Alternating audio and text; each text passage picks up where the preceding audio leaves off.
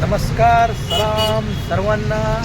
आज मॉर्निंगला थोडं काम होतं, म्हणून मी आता आफ्टरनूनला तुमच्यासमोर आलो आहे.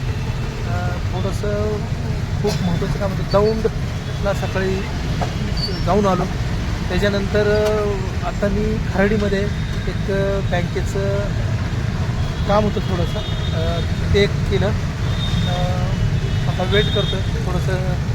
त्यांचा काहीतरी इश्यू आहे, बँकेच्या बाहेर आलं आणि थोडीशी भूक लागली होती, पण आम्ही दोघं आज सुट्टी काढून घरातली कामं करायची ठरवले.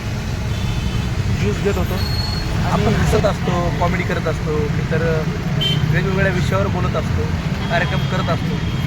पण सकाळ धरणाचा एक चांगला मूड होता. पहाटेच उठलो, बाकीची कामं केली आणि इकडं आलो. थोडंसं ज्यूस घेऊन म्हणतो. इथे एक आजी भेटल्या, त्यांना थोडीशी मदत केली आणि आशीर्वाद तर तुम्हाला माहिती आहे घ्यावंच लागतो मोठ्या माणसांचा. त्यांचा आशीर्वाद घेतला. थोडंसं आम्ही गप्पा मारले त्यांचे. वाईट वाटलं त्यांचे भूतकाळ आहे. 10 एकर शेती होती, घर होतं, मुलांनी सगळं विकलं आणि गावाकडे गेला नाही. अच्छा, मोठी स्टोरी त्यांनी आमच्या सगळं शेअर केली. त्यांच्या घरातलं सुनेचं, नातवांचं दुःख आहे. आणि आज एका मुलाने या गावामध्ये इथे येऊन स्वतःचं पैसे मागतात आहे लोकांना. आणि मालकीन बाई असे होतं ते. खूप छान मराठी बोलतात ते. माझ्या मुलांबद्दल विचारलं, किती मुलं. माझ्या बायकोसोबत ते गप्पा मारतात ते. आणि आज एवढे म्हणजे माणूस वेळ बघा कशी असते.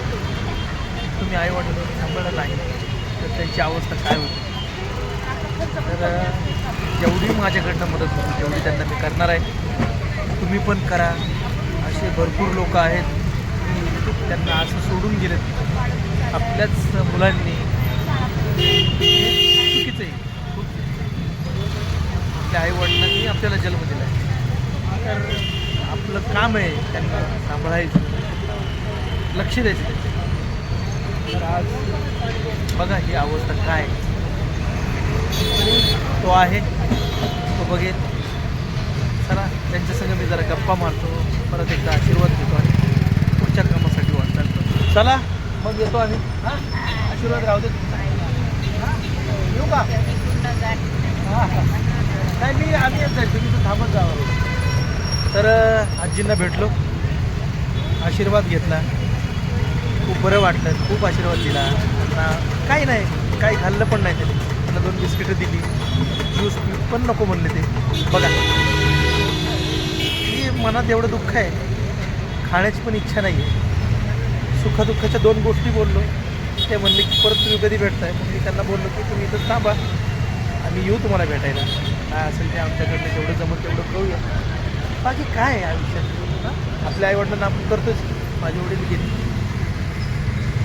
आई आहे. चला भेटूया ना. आज दिवसभर सर्व कामं झाली. डॉक्युमेंट्सची, लोनची, बँकेची, गाडीची, सगळी कामं केली.